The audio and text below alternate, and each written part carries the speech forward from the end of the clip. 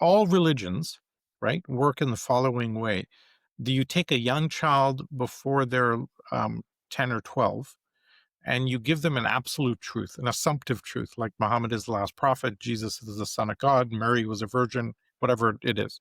And then you bind it into them with ritual repetition and a lot of sweets, um, a lot of sugar. Yes, that's true. And you'll notice at all religious functions, there's a ton of sugar in there. Okay. And when then that wires into the brain of a young person before the neocortex forms, which is why the age is important. And then you've wired into the limbic system. And then when you try and provoke or kind of change that deeply held belief that Mary was a virgin, you evoke a fight or flight response. And so this is why the Jesuits have an old saying. They say, "Give me the boy until the age of 7, I give you the man," There because it is. we'll hack the kid in our way of thinking and tailor him that way. Now, how do you solve for that? You have to do a truckload of neuro-linguistic programming, Tony Robbins, landmark education type stuff. Psychedelics are a pretty effective way.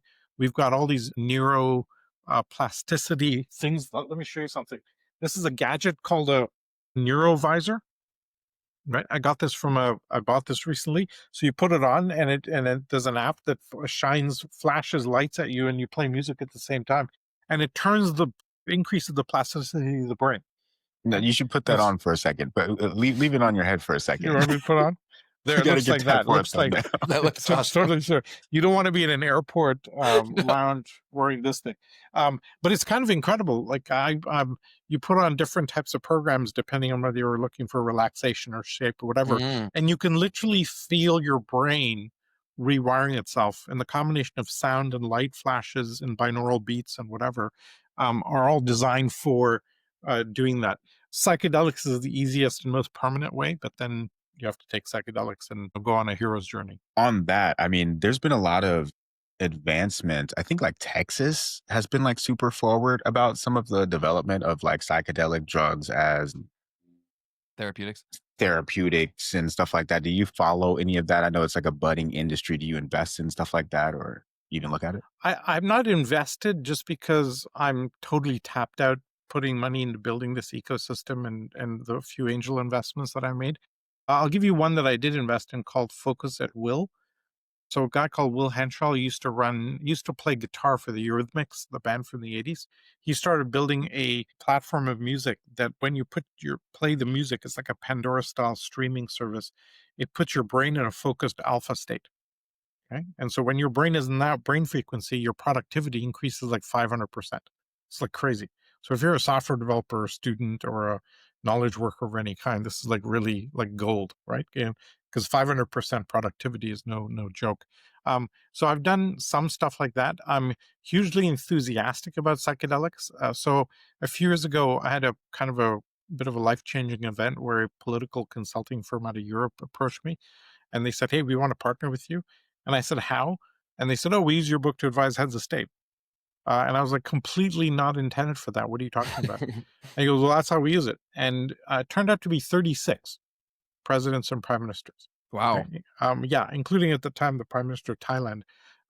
So I went to Thailand and I did a session with the prime minister in Bangkok and the top 50 CEOs in the cabinet and whatever.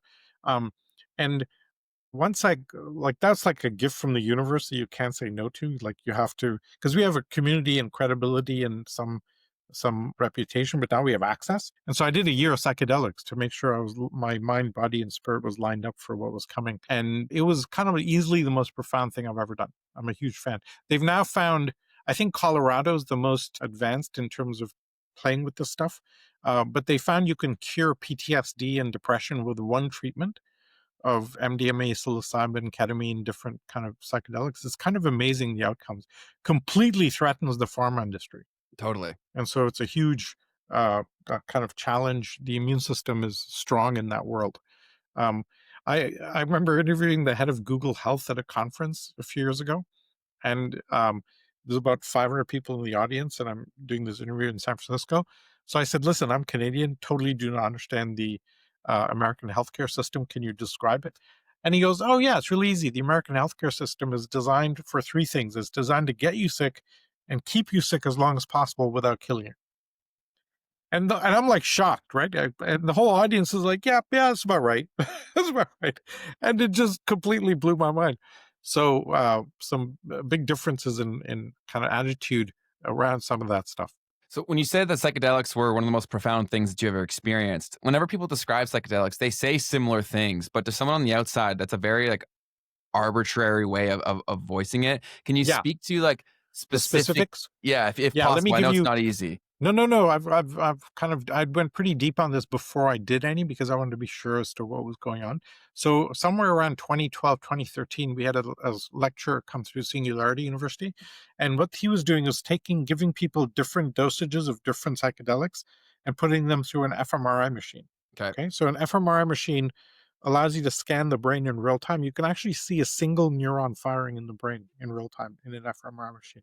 So you give somebody 50 milligrams of mushrooms versus 100 versus 200, and you see what neural circuits are Nice. lighting up or what neural circuits are being suppressed by that thing.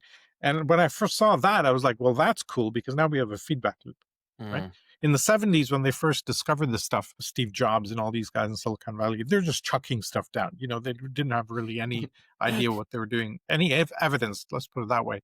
But now we know exactly what happens. So take, for example, ayahuasca, the stuff in the Amazon that you drink, or the frog bufo. That's DMT, dimethyltryptamine. Okay. And DMT is a molecule in your brain that's a naturally occurring hormone. It's released by your brain twice in your life, once at birth, When once you at die. death. Go figure. We think it's they think it's because to ease the transformation from one state to another, one phase to another. So what they found in the Amazon that if you take this plant A and cross it with root B and pound it into a broth, it gives you a hunk of DMT, which goes through the blood-brain barrier. So you have essentially a near-death experience, Mm. and you have an out-of-body experience. So people take this, and medically, what it does is it suppresses the parietal lobe, and where your parietal lobe is where your three-dimensional sense of self sits. So when you suppress that, you have access to your higher consciousness in a way that otherwise you have to do a truckload of meditation and tantra or whatever to get access to that. But now you get instant access to your higher divinity. Got it. And so when you kind of connect the dots with the data, you're like, well, that makes sense. And so people drink this and they literally lift out of their body depending on how much and